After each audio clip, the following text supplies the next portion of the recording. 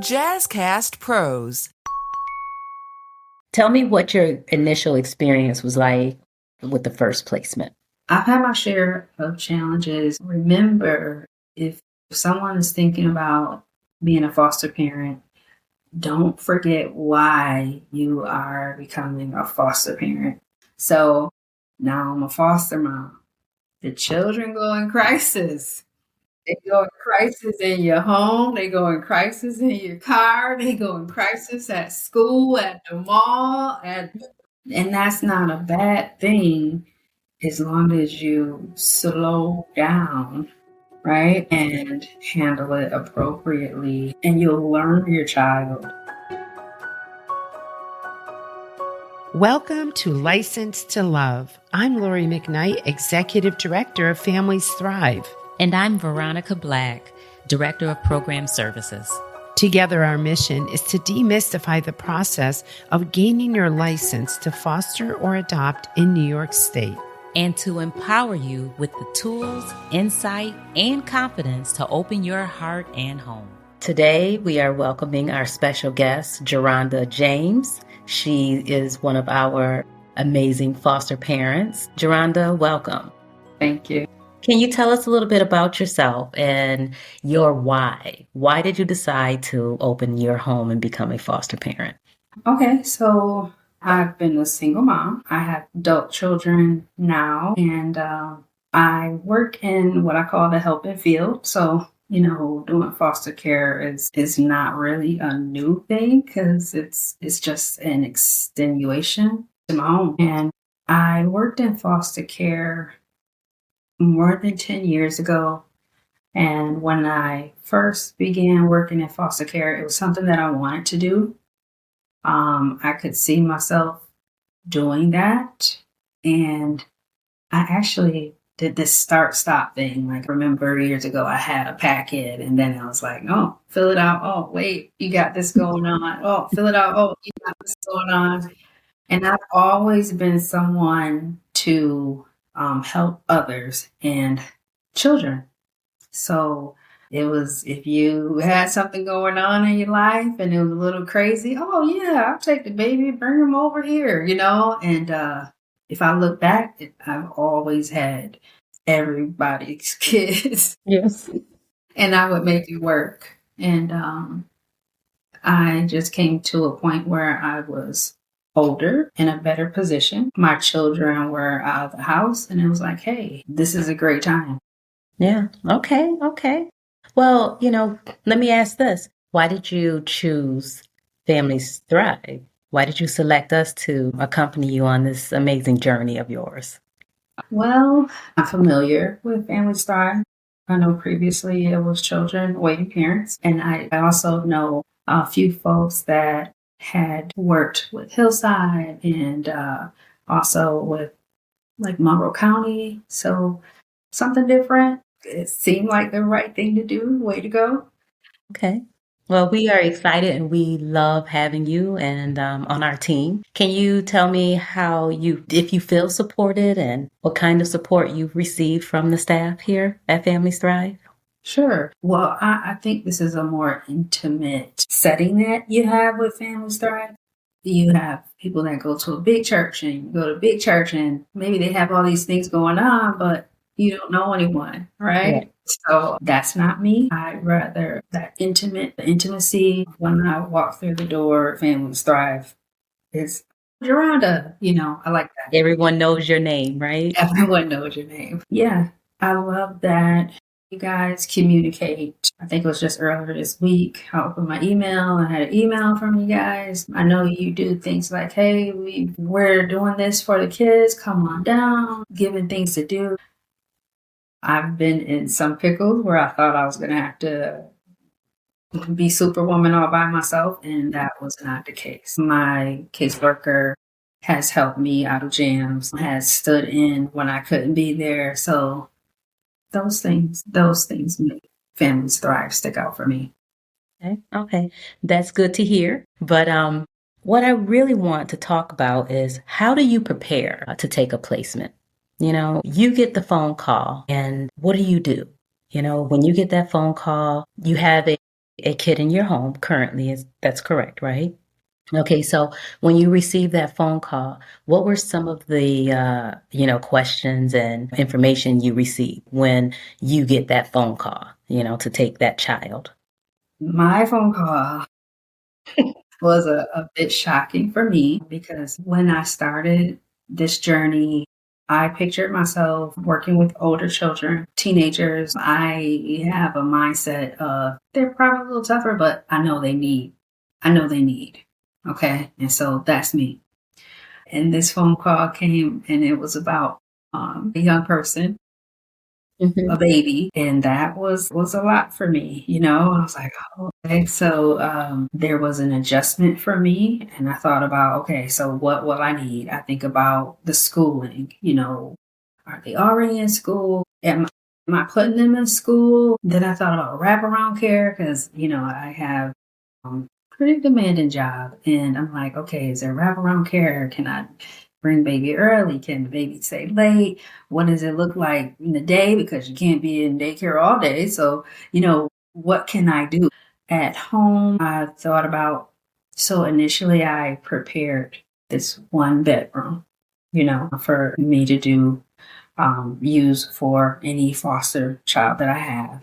And then I'm getting this little girl. So I'm like, I think about the distance from my room to that room and how would a 4-year-old feel, 5-year-old feel, how would they feel about the distance, So it seems like it's a minor thing, but that's what I think about the proximity, my supports. I think about my supports, the what if I can't do this? Can someone who's going to help me with this, who's able to help me with this? Right, your backup, right? Who do you have? Yeah, the backup. The backup is so important. Hmm. And I don't know, just getting myself, I think most of it is mentally prepared. I have a little system for myself. You'll develop however you want to handle things. So I like to have fresh bedding. I have fresh bedding. I have school supplies on just in the house so that I'm prepared. Right. And because I'm a single person and it's just me when I don't have a child in the home, even thinking about, okay, what are you going to feed this child? Like, how are you going to change? Are you going to start cooking Monday through Friday? What are you going to do? So yeah, I think along those lines. So when you received that phone call and she was placed, you mentioned registering her for school. Did you have any support, or did the caseworker or agency help you with that, or is that something you did on your own? I would say I was supported. Rochester City School District gave me a call, that was awesome. I was able to have a conversation about school, so it wasn't just plopped in my lap. I was able to choose a school. I was able to choose a school that had what I needed, that wraparound care piece. So you had to be vocal. You had to know what you need, and then I was able to navigate that and choose a school. So that was awesome. So what about medical, healthcare? Did she already have a pediatrician set up, or did you have to go out and identify one? I know that, previously you have welcomed some of our most challenging cases, right? And if I can recall correctly, you identified um, healthcare providers on your own. But in this case, how are you supported in that? Was that already set up for you when she was placed? For the last placement, that was set up, which was kind of cool. But even when I've had to set it up, it's not like, oh my God, you got to do so much. It wasn't that. It was pretty simple. And I also liked, you can choose where you go. But I liked where I went. I liked the services that we received. It was also a learning experience for me in the past because I was seeing my youth one way, one way, one way. And then we got in front of this medical professional and there was a switch that was flipped. And I was like, wait a minute, what is this? This has never happened.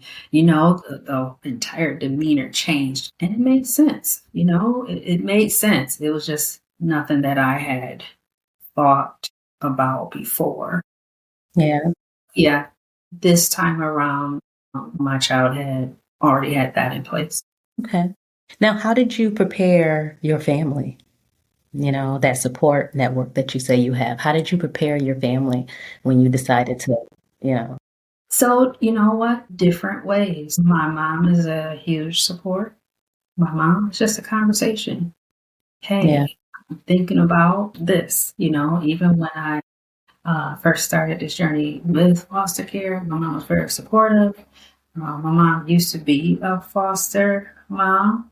And I don't even know why I said used to be, because if I picked up my phone right now, it was this morning, yesterday morning, and the day before that my foster brother called.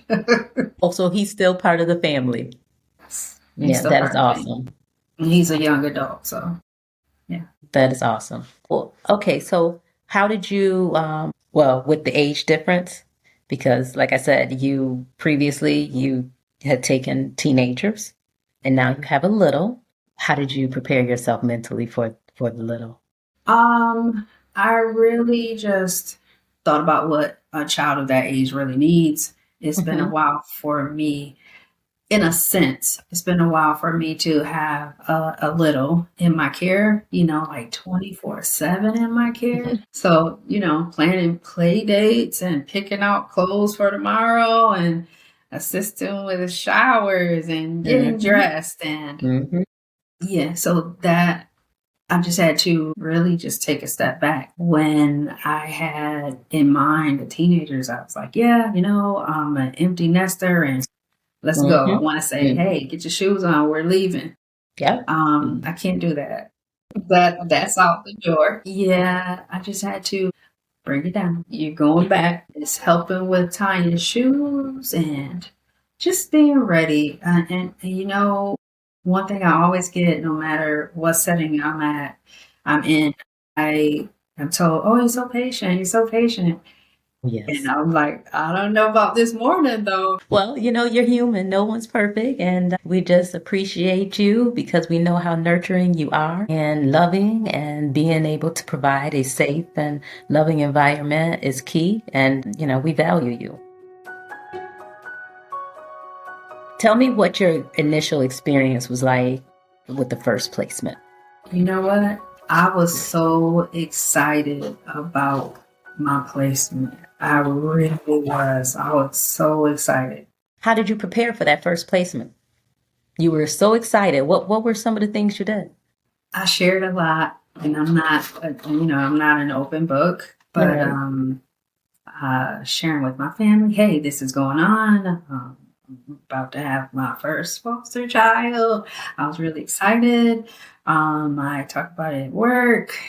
The school placement, that was interesting. I first was already in school and had things going on in school. And before they even came into my house, I was up there at the school. So it was very different.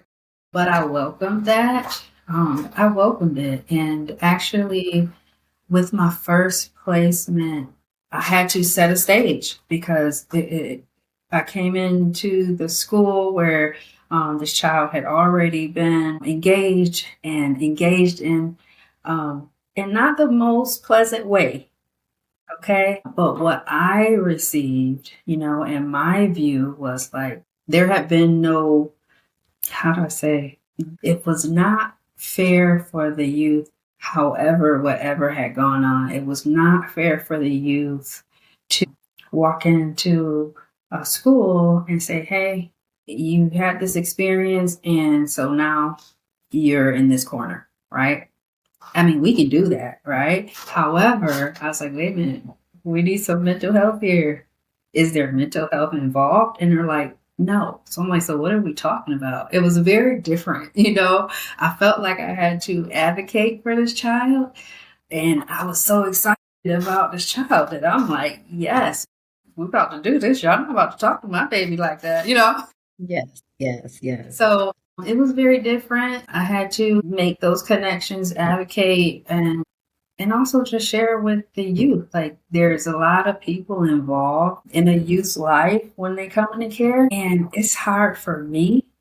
So I know it's got to be 10 times harder for them. So having those conversations with the youth about, hey, there's a lot of people in your life right now. It's not your fault, but they're here, and also they're here to help, you know? And that's the difference between an older youth and one of the littles, because you can have a conversation like that with an older child, a teenager. So I just want to piggyback on what you were saying about advocating.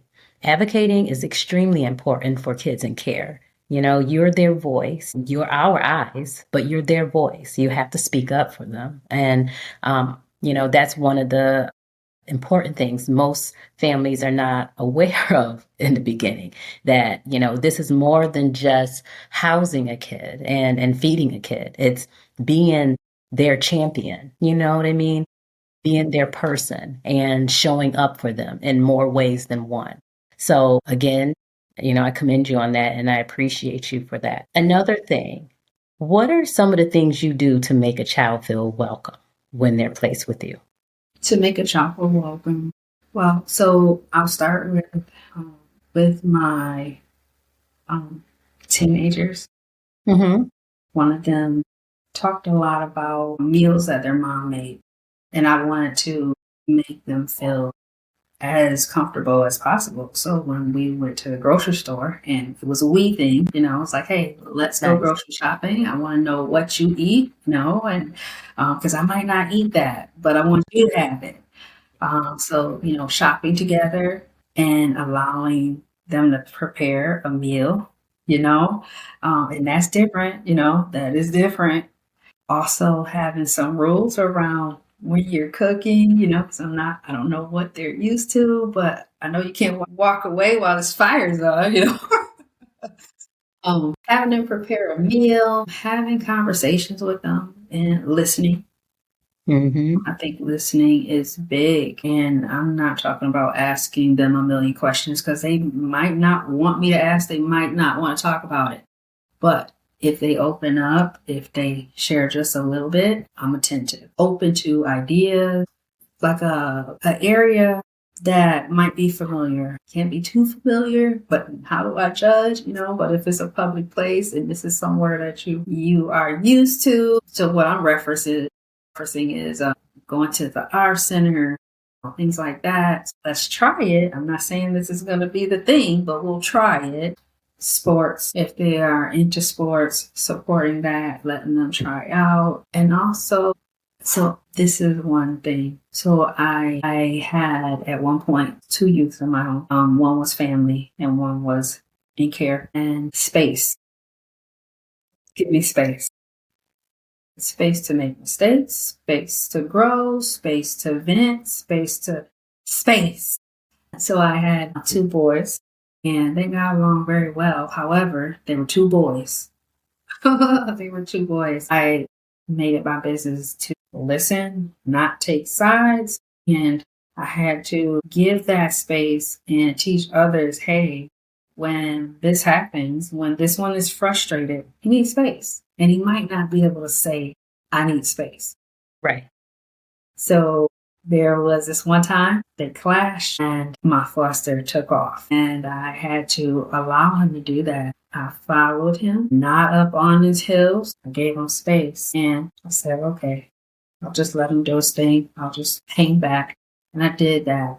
And he turned around and he was okay with that. Another time he needed space, I said, where do you want to go? We don't have to talk. We're just going to get in the car and we'll just go.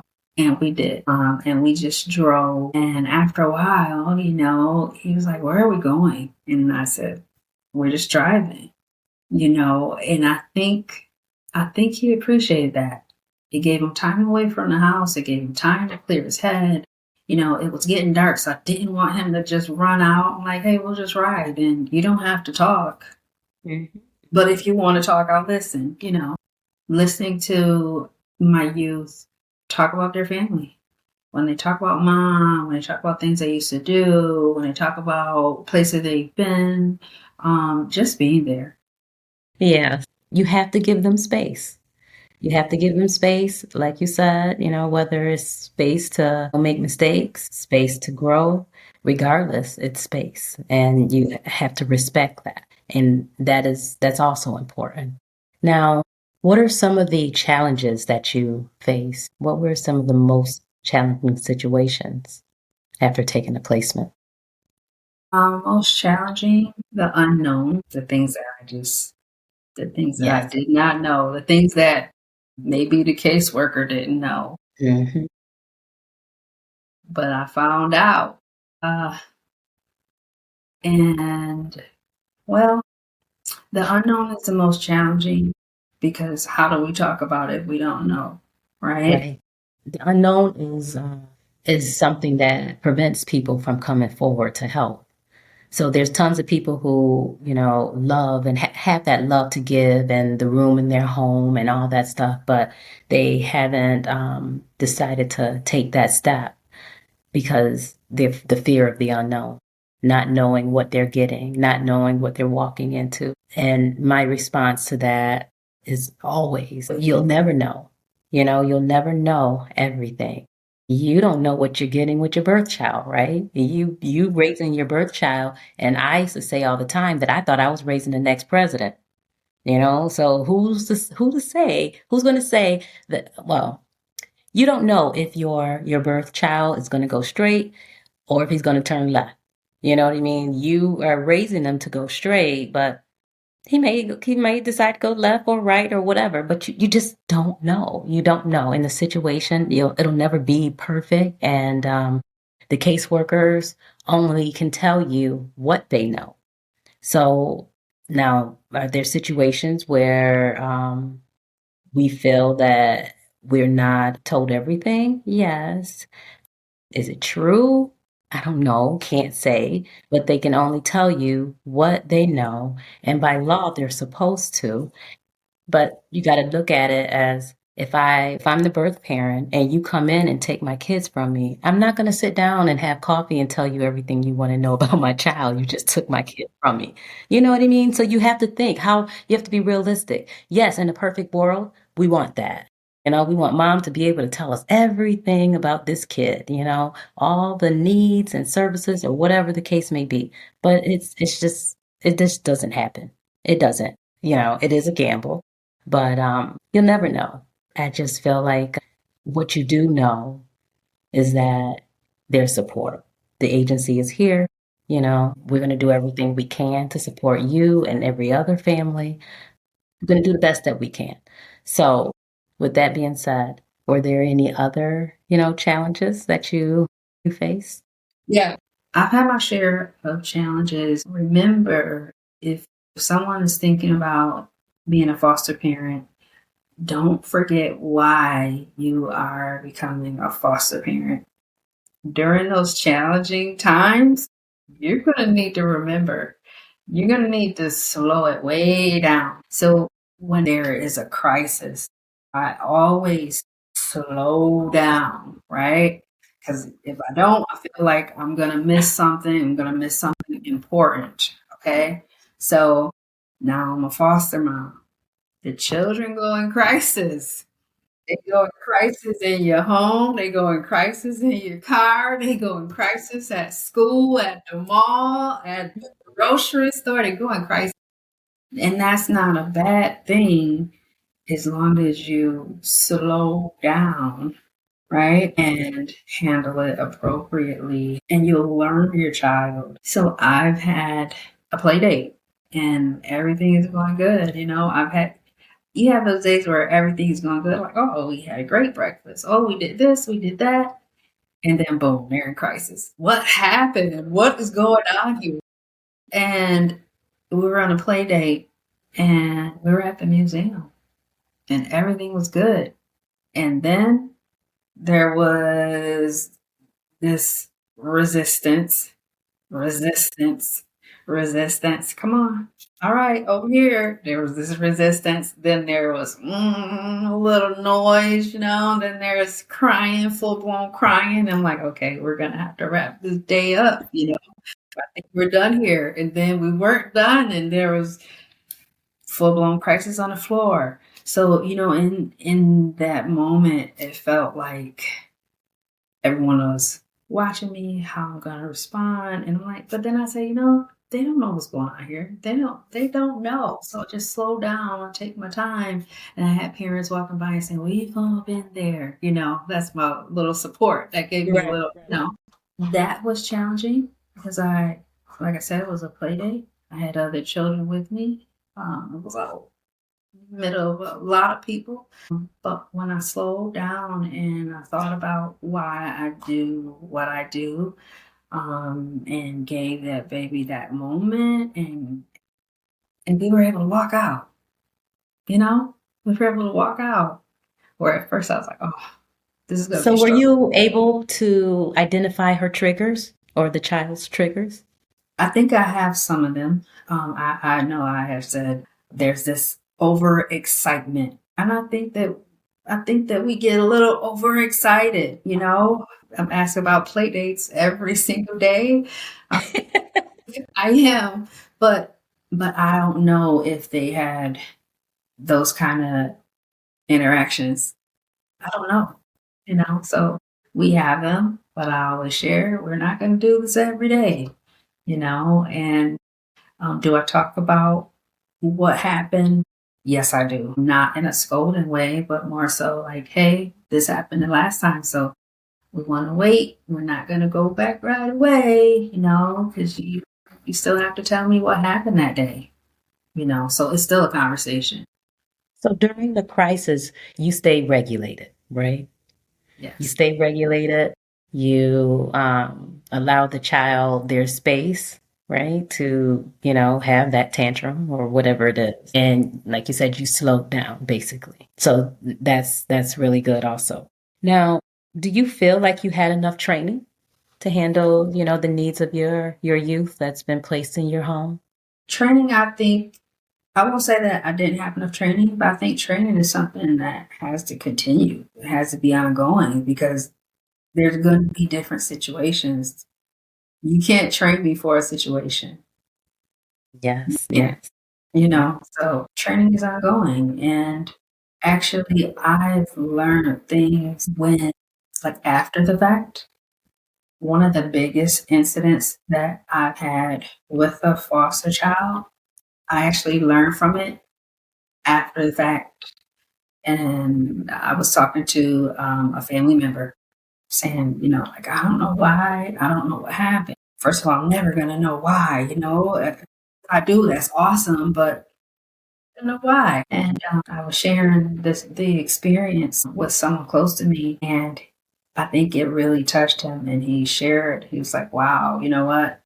There was a time where I was in that child's place, and shared that he used to do the same thing regularly. Right. And when he told me about it, and he said it wasn't about, he knew her name, it wasn't, I was saying Miss Teresa. He was like, it wasn't about Miss Teresa. And that really spoke to me. And I was like, it wasn't about me. No, it's not. It's not. So that's something that is also important, when you're taking this journey and you decide to love another person's child unconditionally, you have to remember that not to take things personal because the trauma it's not about you, it's about the trauma and everything that they've experienced before you. So that is key. And that helps. That helps you to get over and, It really does. It on, really and does. when it's not something that you've done. I know from my own experience, when I got my first son, I would think and say all the time, what am I doing wrong? What am I doing wrong? I'm doing everything they said do. I'm Mhm. giving them everything. I'm loving on them and I'm doing everything. What else do I need to do? Then I had to realize that it's not about me. It's not about me. So, and then like even with teenagers, once they got a little older, I had to make that conscious decision to not allow them to project that on me. So my response to everything would be, I'm not dancing. I'm not dancing. I'm not entertaining it. I'm not going to go back and forth. these are the consequences. And when you're ready to talk, we can talk about it. But I'm not dancing. So, because I know these behaviors are not about me. This is, whatever it is Yeah. that you're dealing with and going through. So, and it helps. It helps knowing that you're not the reason, Right. because then you're able to help them knowing that you're not the reason. You're able to look at the big picture and say, okay, these are the things that I need to do to help this person, this little person, get to where they need to be and overcome his or her, trauma or issues or whatever the case may be. So, how did the kids adjust to your rules and expectations and your family structure, once they were placed? How did they do?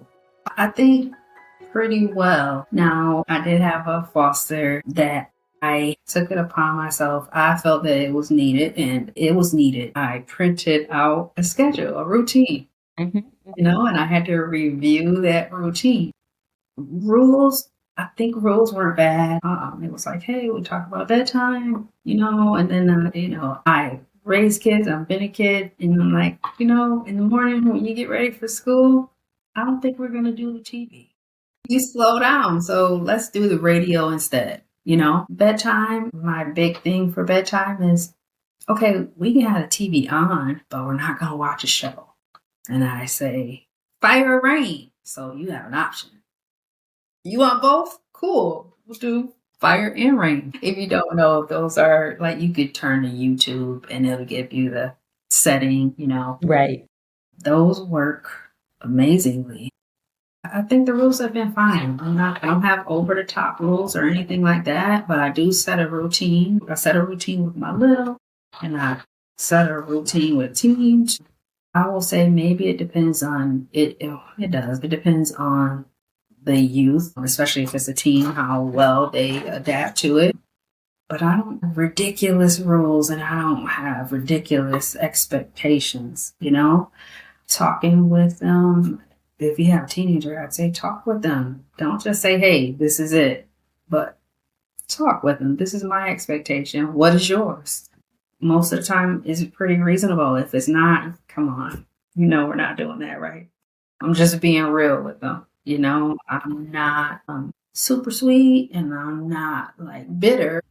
So it sounds to me that you're more flexible, Yes. realistic, your expectations are not here. You know what I mean? You're willing to meet the child where they're at and work with them from there. So that is awesome because it is challenging, especially parenting teenagers, Yeah. teenagers who are set in their ways, and then teenagers who are living in survival mode, who's experienced tons of trauma. It is all challenging. So if you're able to continue and stay regulated and calm and then you're flexible, you're understanding all those things, I think you will continue to be a successful foster parent. I mean, with the routine, even like in children, they will recognize a routine. They will. Even like the littles. I know just recently, so we do showers at night, and I know she likes me to be very close proximity. And I think it's just, kids get scary. So that's fine. Every now and then she's like, hey, can we do a shower in the morning? I'm like, no, not shower in the morning. We do better at night. But recently I let her do a shower in the morning, and then the morning kind of like, right? I rolled with it. But then that night I said, so you know that we can't do showers in the morning anymore, right? Review what happened. This is what happened. I let you do a shower in the morning. Then in the morning, you didn't want to do this. You didn't want to do that. We start running late. You got to go to school. I got to go to work. So we can't do that. So it's not a yes, no. It's a lot of sharing the why behind it. Right. Okay. Even for a little one, just give them a little snapshot of, I did it your way, and this is where we ended up. So now we're going to do it my way because we need to end up here. Right. And how does your foster child respond to that? Very well. I didn't get any pushback. And then we had a better morning. So Did yeah. you have any behaviors that required like creative strategies, to deal with it?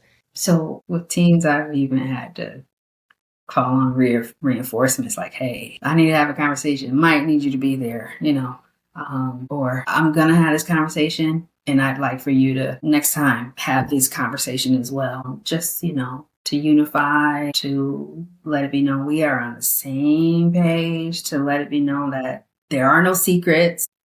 I've had some moments where my mind was blown and now I need to think about how I'm going to handle this.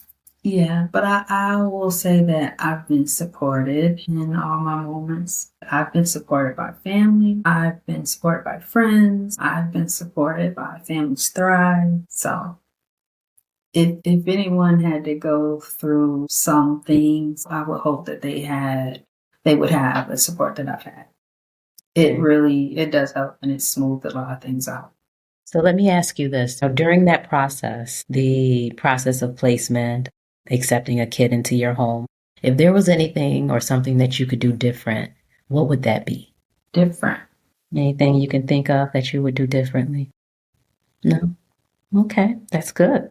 That is awesome. That's phenomenal. Okay. Can I ask you this? How does your family respond to, the youth that you bring home, or that you welcome into your home? Because each child is different, and we know that. Everyone has their own different, challenges and triggers.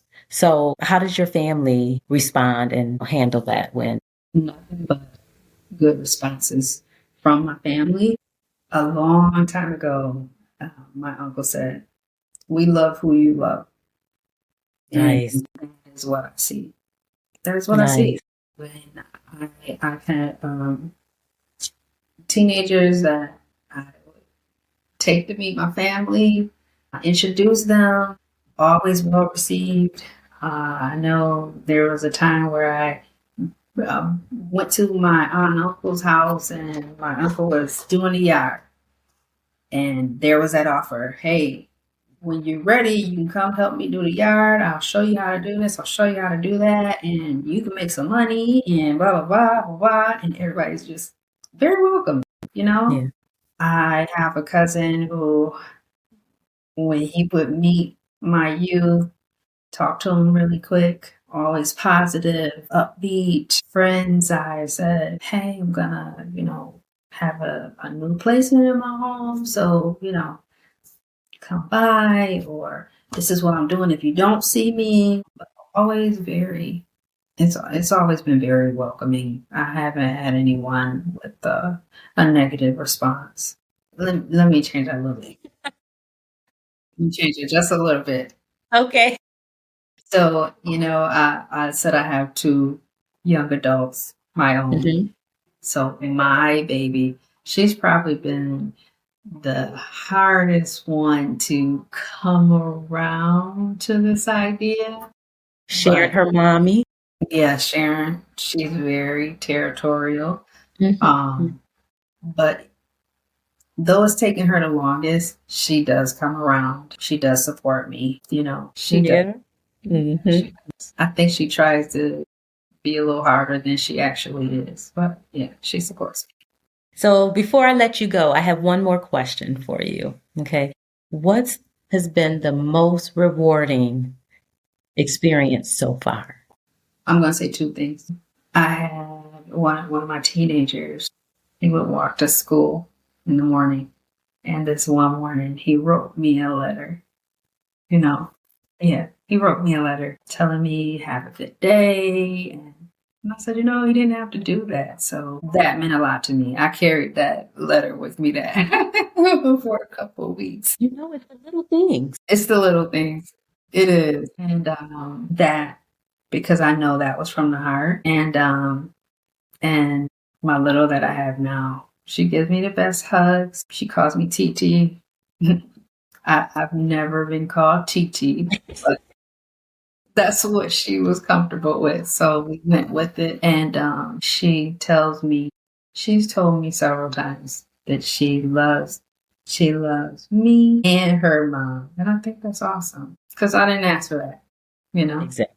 So Jeronda, I thank you so much for joining me. And I would like to close this out with just a little bit of advice. So for those families who are interested, they're watching, but there's just something that's holding them back and not sure if this is for them. Maybe, like you said, afraid of the unknown. What advice would you give those people who are Well, interested? I would say if it's on your heart, follow your heart. It was on my heart for a very long time, and it's been over a decade. I would. I say follow your heart. And does that mean that it's going to be easy every single day? No. There's going to be hard days, but there's also going to be rewarding days, and not just for you, for if you see them grow, Yeah. and I like to praise for the little things. I like to brag and boast when there's just that little. Yeah. Yeah. So I enjoy that, and I think they do too. I think that they do. And I would just I would say to think about, you're not always going to know the difference that you make, right? You're not always going to know, but you made some. Hello. Yeah, you do. I've had some really good conversations. Like when I say conversations, I mean like sowing a seed, you know, sowing a seed. Like I might not see that plant bloom, but I know it's going to grow. Yes. So, yeah, Yeah.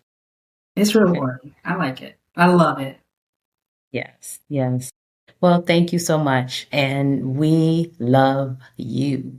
Okay. We love the fact that you chose us, and we love that you opened your heart and you've taken in, like I said, some of our older children.